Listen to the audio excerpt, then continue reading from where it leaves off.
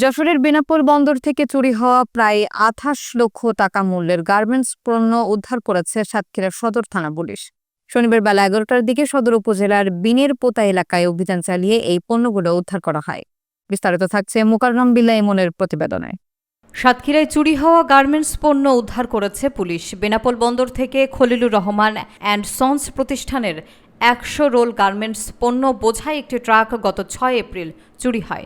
প্রতিষ্ঠানটির ম্যানেজার বেনাপোল বন্দর থানায় অভিযোগ দায়ের করেন। তথ্য প্রযুক্তির সহায়তায় ট্রাকের অবস্থান শনাক্ত করা গেলেও পণ্যের হদিস পেতে সময় লাগে। পরে জানা যায় চুরি হওয়া পণ্য সাতক্ষীরার বিনের পোতা এলাকায় কয়েকটি বাড়িতে রাখা হয়েছিল। পুলিশ অভিযান চালিয়ে আনুমানিক ২৮ লক্ষ টাকার পণ্য উদ্ধার করে।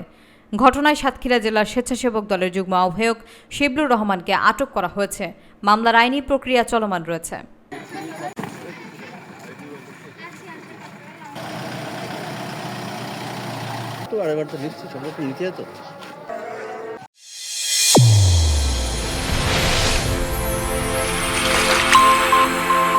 চ্যানেল A1 হৃদয়ের স্পন্দন।